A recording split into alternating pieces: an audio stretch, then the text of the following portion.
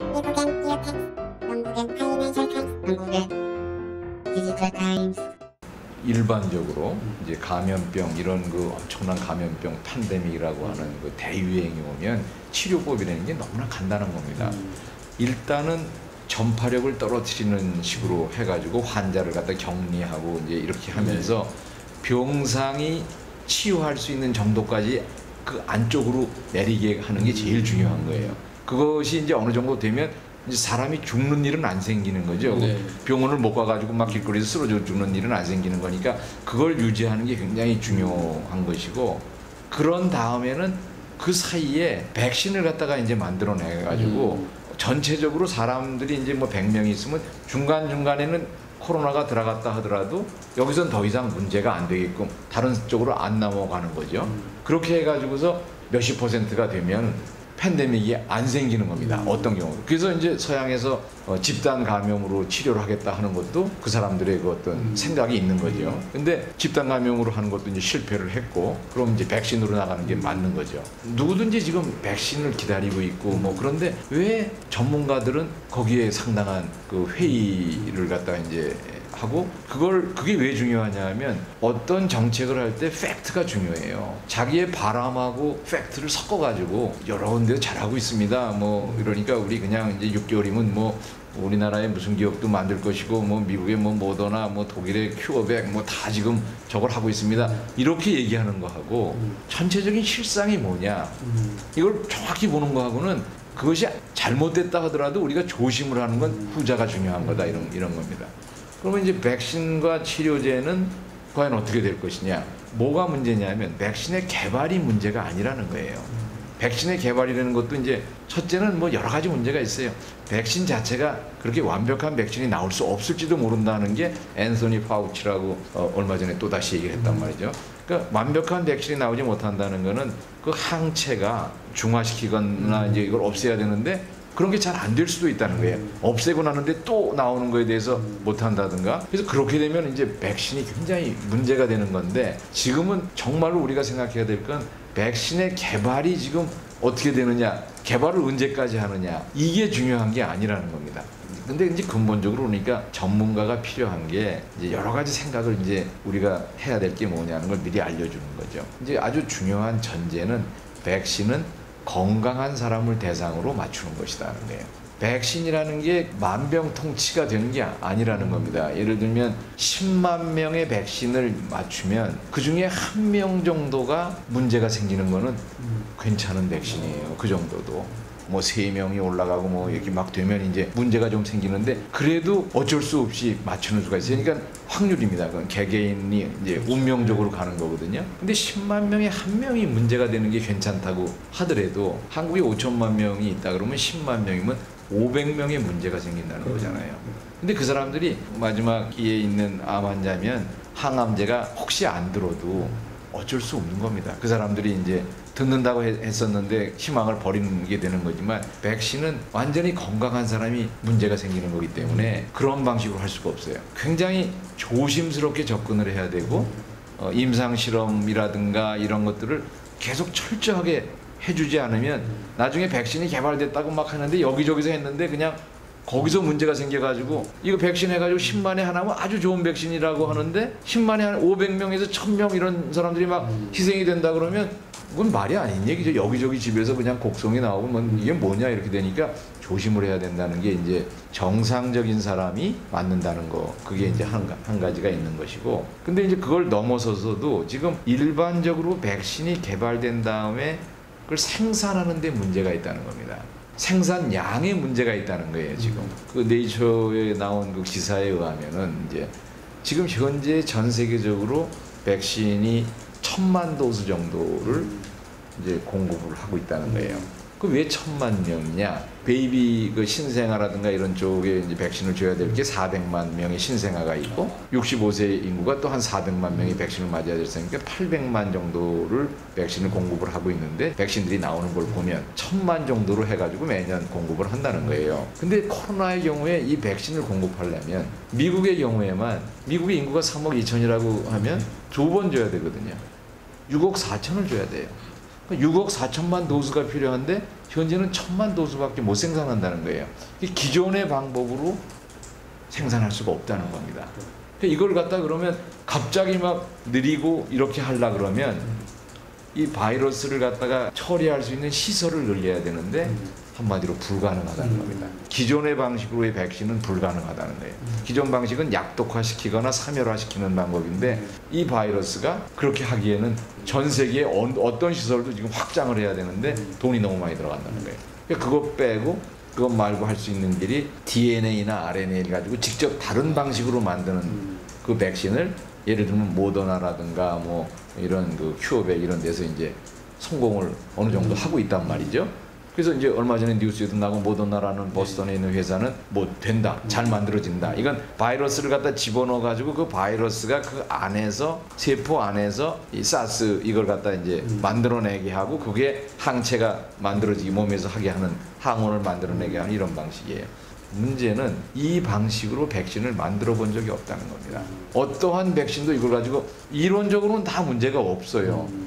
근데 어떤 문제가 생길지 안 생길 수도 있어요. 물론 그렇지만 그렇게 간단치 않을 수 있다. 안 가본 길이니까 이제 싸요. 그리고 그 다음에 이제 또 세 번째 그 이제 개발에서의 문제 중에 하나가 10불 정도 선으로 개발해야 된다는 겁니다. 백신 하나의 가격이. 이게 또 문제예요. 이게 자본주의의 지금 아주 핵심을 코로나가 찌르고 있기 때문에 이 자본주의 방식으로 비싼 백신을 또 막 개발해서 돈을 벌겠다 뭐 이런 회사들이 이제 있는 상황에서는 이건 해결이 안 되는 부분이 있어요.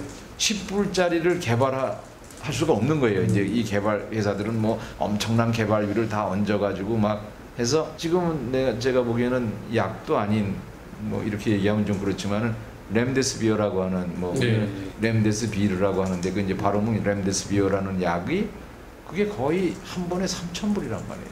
예? 그것도 에볼라 약을 가지고서 이제 그 비슷하다 이래가지고 이제 쓰는데 뭐 중증에서만 무슨 뭐 입원 일수를 얼마를 좀 단축시킨다. 뭐 근본적으로 제가 볼 때는 치료약이 되기는 상당히 먼 건데도 너무나 아무것도 없으니까 지금 급한 대로 이제 막 하는 거죠. 문제는 10불 내로 이걸 만들려면 몇 빌리언을 6빌리언, 5, 6빌리언의 달러를 써야 되는 거예요. 투자를. 아무도 투자하는 데가 없어요. 그러니까 그게 게이츠 파운데이션 같은 데도 말만 뭐 빌리언 달러를 투자하겠다 그러지만 지금 몇 천만 달러 겨우 투자했을 거예요. 예? 그 다음에 이제 오직 그래도 존슨앤존슨에서 10불짜리를 타겟으로 해서 빌리언 달러 이상을 투자를 하고 이제 거기가 제일 그 어떤 면에서는 싼 걸 만들어내는 게 되는 거죠. 이 싼 백신이 나와야만 전 세계의 사람들을 갖다가 다 저걸 해서 이걸 종식시킬 수 있는 이런 상황인데 그 세 가지 개발이 아니라 생산의 양이 안 되고 새로운 방식이니까 뭐 좋을 수도 있지만 거기에 이제 부작용을 우리가 우려하고 있고 그 다음에 이제 그 가격 문제에서는 전 세계적으로 같이 해서 이 문제를 갖다 10불 이내로 해서 막 해야 되는데 이게 상당히 좀 문제가 있는 방식이라는 거예요. 그런 걸 갖다가 우리가 팩트로 인정을 해야 그래야 그 다음에 플랜을 할 수 있는 거잖아요.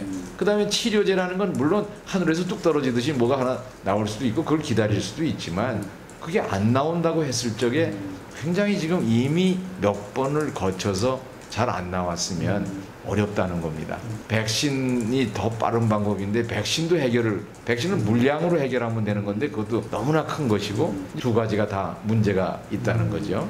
그러면은 제가 볼 적에는 한국에 기회가 있다는 겁니다. 한국이 그동안에 이제 쓴 방법은 굉장히 빠르게 검사를 하고 테스트, 트레이스, 아이솔레이션 이 3박자예요. 빠른 검사와 그 다음에 추적 그리고 격리 이 방식인데 이 방식을 굉장히 싸게 이제 우리가 해가지고 RT-PCR 이제 이런 방식을 통해 가지고 엄청나게 싸게 해가지고 제3세계나 특히 이제 중국은 그런 대로 뭐 잡았다 그러지만 인도라든가 뭐 인도네시아 뭐 이렇게 아시아 국가들 또 이제 이런 데는 지금 도와줘야 된다 이겁니다. 그래서 백신이나 치료제가 어렵다는 거는 그냥 무슨 뭐 사람들한테 자꾸 패시미스틱하게 뭐 자꾸 얘기하는 그런 게 아니라 기본적으로 이제 세컨 웨이브하고 서드 웨이브까지 2차, 3차 코로나가 온다고 이제 생각을 하면 시기는 2차가 거의 연말 근처에서 빠르면 뭐 9월 말, 10월 뭐 이때부터 시작될 거라고 본단 말이죠. 그러면 그걸 어떻게 막을 것이냐 그 생각을 하고 들어가야 되는데 그걸 갖다 자꾸 백신에 의존해서 할 수 있다 그러고 뭐 국내 회사가 뭐 더 우리는 이것도 만들어서 뭐 저는 그런 식의 한 번도 백신을 만들어 본 적이 없는 회사가 갑자기 무슨 뭐 그 근처에 기술이 있다고 해가지고 저는 야단치는 건 아니에요. 어떤 면에서 기특한 거지. 그렇게라도 해서 하겠다 그러는 건 기특하지만 그러나 우리는 거기에만 목을 메고서 나온다고 믿어서는 안 된다는 거죠. 그거는 되면 되고 안 될 때를 대비해서 다 가고 있다가 그게 좀 늦어지면 아 우리는 세컨 플랜으로 간다 이런 식의 그 태도가 있어야 되는데 뭐 전부 다 거기 매달려서 곧 나올 것 같이 정부하고 이러면 사람들이 뭔가 마스크고 뭐고 지금 하는 방식을 될 거라고 생각을 자꾸 할 거란 말이죠. 그런 부분은 이제 그렇게 가서는 안 되겠다. 내년 말까지는 일단은 백신과 이 치료제는 개발이 좀 어렵다 이런 팩트로서 우리가 접근을 하고 그러다가 내년 뭐 한 하반기에 뭐가 나온다든가 그러면 좋은 거죠. 그리고 백신이 여태까지 개발됐는데 가장 빨리 개발된 백신이 이 멈프스라고 하는 볼거리라고 하죠. 한국말로 볼거리 백신이 그 4년 걸렸어요. 가장 빨리 여태 인류 역사상 나온 게 4년이 걸렸다고 하면 물론 이제 지금 우리가 코로나는 이거보다 더 급하니까 그거의 반 뭐 이렇게 해도 저는 1년 반 정도의 시간은 일단은 잡아야 한다. 그리고 2차, 3차에 대비해가지고 가고 그러면서 이제 다른 나라들을 어떻게 도울 것이고 우리는 어떻게 그걸 할 거냐 이런 방식이 그게 좀 더 실현성 있는 방식이고 책임이 있는 그런 방식이다. 저희가 이제 원격 의료하면 좀 별도에 있는 특별한 게 아니고 우리가 이제 맞춤의학, 정밀의학에서 정보를 가지고서 뭔가 질병을 갖다가 이제 알아낸다든가 또는 마지막엔 빅데이터를 가지고 AI를 가지고 질병을 예측한다든가 이런 거에 그 연장선상에 있는 게 원격 의료예요. 왜냐하면 원격 의료라는 거는 멀리 있는데 정보로서 서로 그쪽의 정보를 다 우리한테 주면 우리가 넌 이렇게 치료해라 이렇게 주는 거니까 원격 의료의 특성은 의료비를 굉장히 다운시킬 수 있다는 거죠. 그래서 그거는 당연히 4차 산업혁명의 의료혁명이 일어나면 원격 의료는 아주 필수적으로 들어와야 되는 요소 중에 하나인 거죠. 정보를 가지고 의료 행위를 할 수 있게 해주는 건데 기존의 의료 이론 중에는 이제 그런 것들이 굉장히 남용됐을 때 생기는 문제들이 있을 수 있잖아요. 전화로 했는데 정확하지도 않게 그냥 뭐 당신은 대충 무슨 약을 먹어 이런 식으로 했을 때 문제가 생기면 누가 책임을 지느냐. 또 그렇게 함으로써 의사들이 아닌 사람들이 해나갈 수 있는 그 위험성 때문에 의사들은 굉장히 거기에 대해서 반대를 했던 거거든요. 근데 이제 이번에 코로나를 하면서 이제 뭐 처방전이라든가 이런 걸 갖다 이렇게 해보니까 이 포스트 코로나 시대에서 의사들도 이것이 그렇게 나쁘지가 않을 수 있겠구나. 아주 정확한 가이드라인을 가지고 정부가 잘 하면 의사들은 조금 괜찮은데 이런 느낌을 가진 분들도 꽤 있다고 이제 볼 수 있는 거죠. 그럼 이게 굉장히 좋은 기회인데 경험을 해봤으니까 의사들이 여태까지 이념적으로 생각했을 때 이제 막 반대했던 거에서 이제 실제적으로 이제는 이것도 우리도 약간은 그걸 같이 가는 게 좋겠다 이렇게 된 것이기 때문에 제가 볼 적에는 좀 더 의사들하고 그 문제를 아주 긴밀하게 풀 수 있는 기회가 왔다. 그래서 이 문제를 자꾸 이제는 뭐 원격 의료를 하면 되겠네 뭐 이렇게 해서 막 밀고 나가는 게 또 아니고 아까 말씀드린 대로 10만 명 의사들이 또 그 개업한 사람들이 느끼는 불안감이라든가 처음에는 다 같이 좋다 그랬는데 조금 지나가고 보면 관심도 별로 없고 뭐 문제만 굉장히 만들어 놓고 그때 니네들 다 같이 하자 그랬잖아. 이런 식으로 된다 그러면 의사들이 굉장히 이건 못 한다는 거란 말이죠. 그러니까 그런 것은 좀 더 신뢰감 있게 이제 의사들하고 문제를 풀어서 이 원격 의료의 문제는 이건 꼭 풀어야 될 문제인 거예요. 미래의 어떤 의료비라든가 이런 걸 봤을 때는 필수적인 문제인데 그걸 갖다 그렇게 생각하지 않고 원격으로는 그냥 몇 가지 중에 하나 저 끝에 있는 건데 해도 되고 안 해도 되고 자꾸 반대해.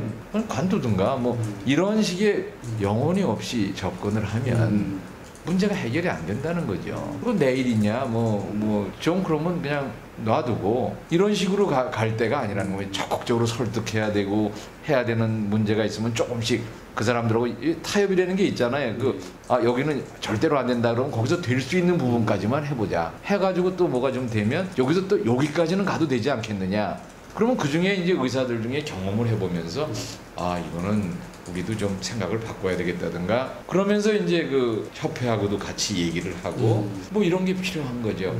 원격의료는 어차피 해야 된다고 좀 봅니다. 이제 그게 나중에 북한도 도와줄 수 있는 굉장히 중요한 방법이기 때문에 우리는 꼭 그걸로 가야 되는 거죠.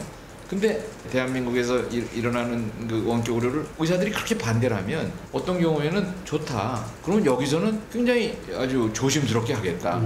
그렇지만 이제 북한이나 이런 중국에 우리가 나가야 되는 걸 생각하면 우리가 좀 이걸 할 수 있는 건 자꾸 만들어서 조심스럽게 한국에 사는 외국인들이 200만 명이 있는데 그 외국인들에 대해서는 병원에 이제 오기도 힘들고 뭐 이런 상황이 있으면 그런 사람은 좀 해주자든가 또 어떤 지역을 갖다가 뭐 시범 지역으로 해서 거기서만 우선 하게 하자 뭐 이런 식으로 해서 자꾸 이걸 미래를 향해서 이제 그걸 나가야 되는데 신뢰가 없으면 그렇게 좀 하다가 나중에 다시 이제 전체가 글로 가려고 하는 거 아니냐 이렇게 이제 되면 서로 이제 안 되는 거죠. 그래서 이 모든 거는 추진하는 쪽에서 정말 신뢰와 미래의 어떤 그 목표와 얼마만한 강도로 이게 실현돼야 되느냐 이런 그 의지가 있어야 됩니다.